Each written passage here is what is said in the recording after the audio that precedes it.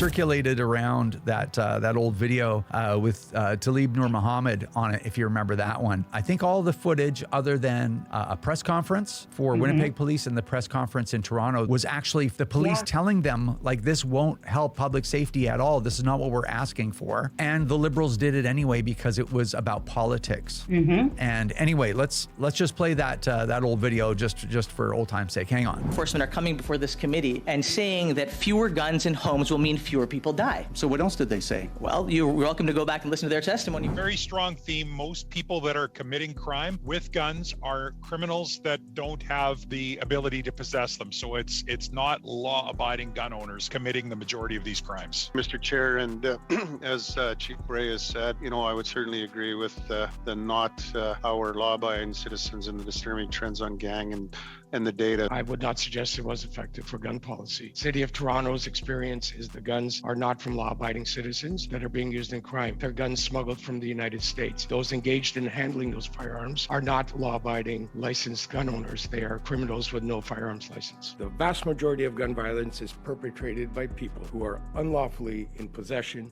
of illegal firearms. There are handguns all over, they're all illegal, and they're in the hands of criminals. And that the people that legitimately own them, they're in safes and being taken to gun clubs.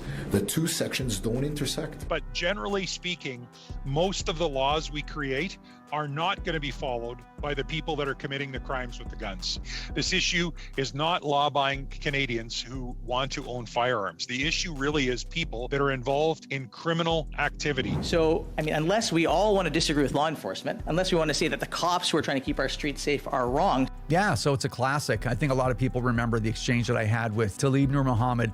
That guy, he's lining up actually to lose his riding in the next election, even though it's right downtown Vancouver. So that's good news, at least. Yeah, that is great news. Yeah, I'm sure he will find something else to do because he was very privileged before his seat in Parliament. So. Well, yeah, he flipped something like 24 houses or something, some number like that. Yeah, he'll go back to house flipping. Liberal candidate facing questions for flipping over a dozen residential properties in the past decade gave his first TV interview since the story broke today to CTV News. CTV's David 𝐌𝐞𝐫𝐜𝐡 joins us live outside Talib Nur Muhammad's campaign office in Vancouver, Granville. And David, of course, Justin Trudeau has proposed an anti-flipping tax to curb speculation.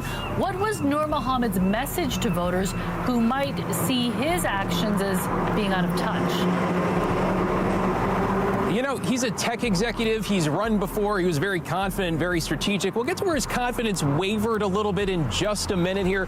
But I want to back up and kind of remind you where this all started when CTV News found through public records and verified that Nur Muhammad bought or sold at least 30 residential properties, 30 over the last decade. 14 of those, 14 offloaded within 12 months of purchasing, meaning the proposed Trudeau tax there, it would apply.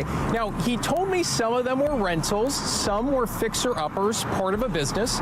So I wanted to know, of those he's sold since 2011, how much he's made. How much have you profited on those 25 in the past decade? I'm not, I think it's important to talk about, I'm going to answer that question again, so I'm going to be sure Yeah, how much have you profited on those sales?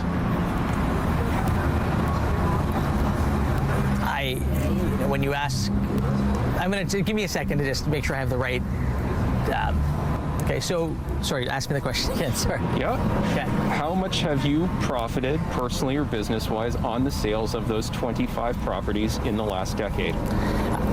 While I can't give you an exact number, what I can tell you is that it is by no means the number that has been put forward, but what I can also tell you is that I am absolutely committed to any and all measures that we have put forward that would apply. I am still waiting for a number outside here, if he has one. Bottom line, he doesn't seem to think or won't say that his past business dealings are part of this unaffordability problem, this crisis, I should say.